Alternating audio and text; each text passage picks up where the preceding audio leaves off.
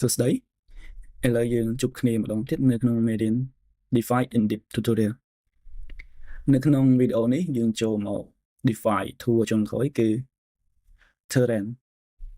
នេះជា new feature មួយមាននៅក្នុង Define 2.9 tool ខាងក្រោយនេះដែលមានឈ្មោះថា Terrain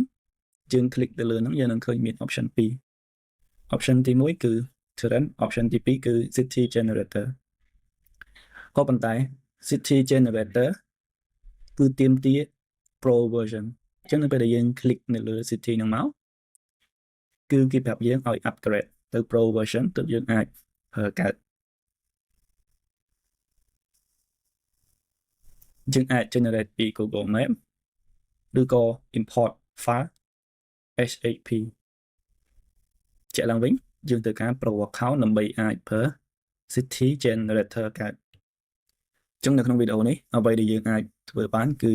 ការប្រើប្រាស់ Terrain tool Terrain គឺមានតែមួយទេនៅក្នុង model របស់យើងយើងអត់អាច add Terrain ពីលើគ្នាកើតទេឧទាហរណ៍កន្លែងនេះយើង click នៅលើពាក្យថា Terrain យើង define ប្រាប់យើងថាមានហើយនៅពេលដែលយើង start define មក Terrain គឺ add មកជាលក្ខណៈ default វាគឺមាននៅលើនេះ object hierarchyយើងអាច delete ចោលបានហើយយើង add Terrain មកគឺវាមកនឹងលក្ខខណ្ឌដើមរបស់វាមកវិញអញ្ចឹងគឺមានតែមួយហ្នឹង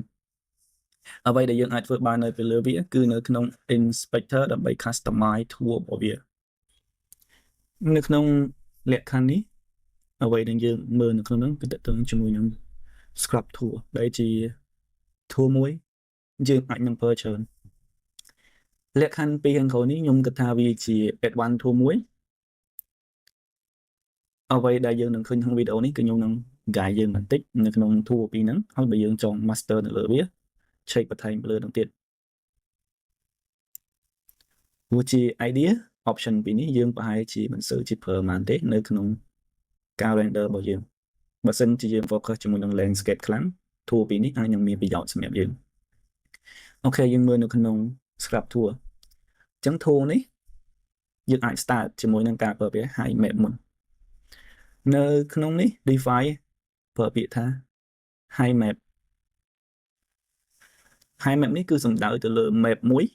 ដែលយើងតែងតែស្គាល់ថាជា displacement map នៅក្នុងលក្ខខណ្ឌ option មួយនេះ apply to terrain អានេះកន្លែងនេះខ្ញុំមកច្បាស់ថាវាបានន័យថាម៉េច apply to terrain ជាក់ស្ដែងនៅពេលដែលយើងប្រើ option ហ្នឹងគឺវាបញ្ចូលគ្នាហើយនៅពេលដែលយើង click នៅលើសញ្ញាបូកនេះបានន័យថាយើង add high map នៅក្នុងលក្ខខណ្ឌនេះ high map ហ្នឹងគឺជា asset terrain មួយដែល generate ដោយពឹងផ្អែកទៅលើ high map យើងអាចហៅវាថាជា preset ក៏បានដែរឬក៏ template terrain អីចឹងទៅដោយសារតែ option នេះយើងទទួលបានដោយការប្រើ map ដើម្បី generate terrain អញ្ចឹងឧទាហរណ៍នៅពេលដែលយើង click នៅលើ asset ណាមួយគឺវានឹង import ចូលមកក្នុងនេះអញ្ចឹងយើង click នៅលើ terrain របស់យើងអូខេខ្ញុំចូលមកក្នុងនេះដូរ navigation ទៅជាលក្ខណៈ fly ហើយ increase speed ដោយសារប្រភេទ terrain គឺជាលក្ខខណ្ឌមួយដែលវាធំអញ្ចឹងតើយើង increase speed របស់យើងឲ្យយើងខ្ពស់ទើបយើងអាច navigation របស់យើងបានបើយើងប្រើទៀតគឺវា slow ខ្លាំងអ្វីដែលខ្ញុំចង់និយាយកន្លែងហ្នឹងមិញគឺការ apply វាចូលទៅ terrain ជាមួយនឹង land ខាងក្រោមនេះទាំងអស់ហ្នឹងហៅថា terrain map ដែលយើងឃើញដូចជាភ្នំឯហ្នឹងគឺវានឹង link ចូលមួយគ្នាអញ្ចឹងនៅពេលដែលយើង modify នៅលើវាឃើញអញ្ចឹងគឺវា flexible ជាមួយគ្នានេះគឺជា effect នៃ map យើងមាន map របស់យើង apply ទៅលើផ្ទៃ surface មួយហើយ surface ហ្នឹងគឺវា link ជាមួយនឹង landscape របស់ define អញ្ចឹងនៅពេលដែលយើង modify នៅលើ high map របស់វាគឺវានឹងស្គាល់គ្នាជា idea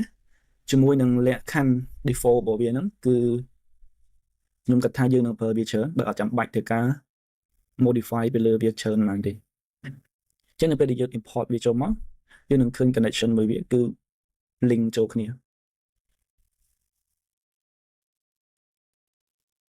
អូខេយើងឃើញ picture របស់វាហ្នឹងគឺវាទៅជាមួយគ្នាហើយអស់ហើយ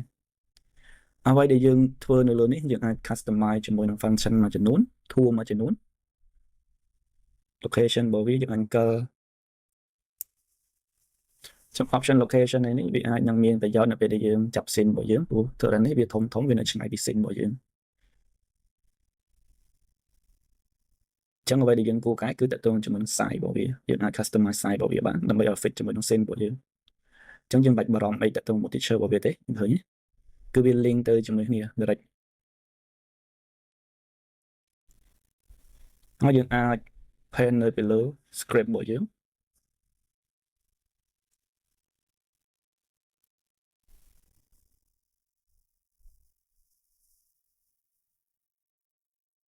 size ប្រហែលជាវាប៉ះជាមួយនឹង map របស់យើងអូខេអត់អីទេយើងដាក់ទៅឆ្ងាយពីខ្លួនមួយវានៅឆ្ងាយពេកវាអត់ដើរវាមាន limit របស់វាចឹងវានៅក្នុងចន្លោះនេះចឹងយើងអាច pen ពីយ៉ាងមកយើងអាចឲ្យវាចុះទៅក្រោមវិញទេយើងលុបវាកុំឲ្យវាមាន terrain របស់វាអញ្ចឹងវាស្មើដី default option នេះ smooth អញ្ចឹងពេលដែលយើងធ្វើទៅយើងអាច smooth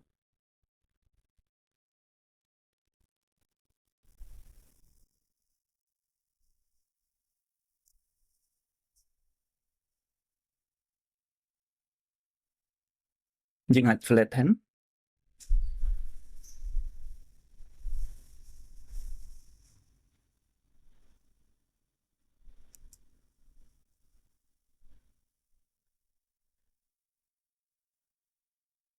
option នេះវាដូចអត់ដើរនៅលើនេះទេដោយសារ option នេះវាតទៅជាមួយនឹង map ផ្ទាល់ខ្លួនរបស់វាអញ្ចឹងវា affect តែ length default អូខេនេះជាអត្ថប្រយោជន៍នៃការប្រើប្រាស់ terrain របស់យើងនៅក្នុង Scrap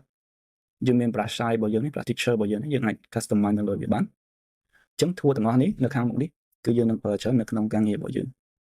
ឥឡូវយើងចូលមកមើលនេះបន្តិចខ្ញុំបង្ហាញពីតទៅជាមួយនឹង pen ក៏ដូចជា manage option manage នេះគឺជាការប្រើ custom map អញ្ចឹងគឺ hide map ដូចគ្នាគឺយើងយក map ផ្ទាល់ខ្លួនរបស់យើងយកមកប្រើអញ្ចឹងយើងដឹងហើយ hide map ហ្នឹងគឺតទៅជាមួយនឹង displacement map យើង click នៅលើហ្នឹងមកយើង import displacement map ចូលមក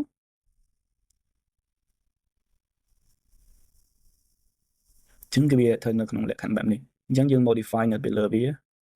height របស់វាទំហំរបស់វា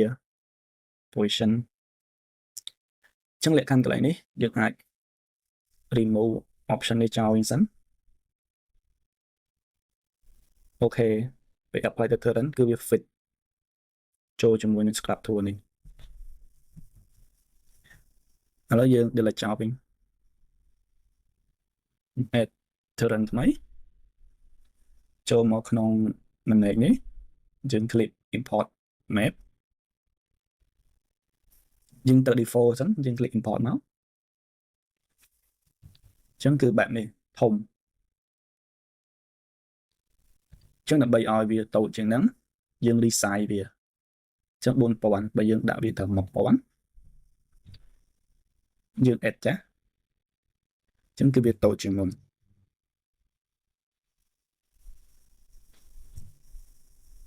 option នេះវាអត់ឲ្យយើងកែកើតអូខេអញ្ចឹងវាជាលក្ខណៈការ៉េតកតងជាមួយនឹង size របស់វាផ្នែកខាងលើគឺ effect នៃ high របស់វាដែលវាដោនមកអាចថាជា strength របស់វាអញ្ចឹង high setting តម្លៃ600 650ខ្ពស់បែបហ្នឹងពេលដែលយើង review វាទៅ50ហើយយើង import សាមីអញ្ចឹងគឺវាចាប់តាមទៀតជាងមុនហើយលក្ខខណ្ឌកន្លែងហ្នឹងឯងដែលយើងឃើញជាមួយនឹង pen option គឺ texture របស់វាតាមពិត option នេះវាមិនមែន affect តែកន្លែងនេះទេគឺវាជា global effect នៅក្នុង terrain option អញ្ចឹងពេលដែលវាដោនហួរអីចឹងទៅយើងនឹងឃើញដូចដែលយើង import នៅក្នុងនេះហ្នឹង អ្វីដែលយើងឃើញហ្នឹងគឺវា effect ជាមួយគ្នាបើថា default របស់វាយើងអាច keep ប៉ុណ្្នឹងបានតែបើយើងចង់កែយើងចូលមកកែមកឧទាហរណ៍កន្លែងនេះយើង click នៅលើនេះមកយើងមានឃើញ slope range របស់វាយើង reuse មក effect របស់វាគឺ strong តាមហ្នឹង weathering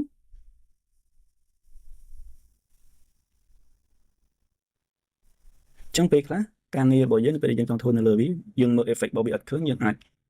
ប្រើ color អីចឹងទៅដើម្បី check មើលនៅពេល OK ហើយយើងបែកវាមក option down វិញទៅយ៉ាងនេះជាការប្រើប្រាស់ teacher ជា idea នៅក្នុងហ្នឹងវាតកតងជាមួយនឹង teacher pane option ហ្នឹងយើងបែកក្នុងនេះវិញនៅក្នុងនេះយើងអាច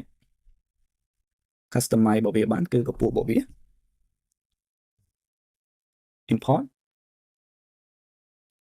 offset នេះតកតងជាមួយនឹង set កម្ពស់របស់វាតើយើងឲ្យវា effect ហ្នឹងវានៅកម្ពស់ប៉ុន្មានទើបឲ្យវាមាន effect ហ្នឹង offset 50យើង import សាមីអញ្ចឹងវាចំណេញដោមកលើជាងនៅពេលដែលវាឡើងទៅដល់កម្ពស់ណាមួយ effect នៃ texture របស់វាហ្នឹងគឺវាមានការប្រែប្រួលជាងការប្រែប្រួលរបស់វាហ្នឹងគឺវា follow ជាមួយនឹង pane option របស់យើងហ្នឹងយើងដាក់វាទៅ25យើង import អូខេយើងឃើញបែបនេះអញ្ចឹងខាងលើតកតងជាមួយនឹង elevation របស់វាផ្នែកខាងក្រោមតកតងជាមួយនឹងទំហំរបស់វានិង position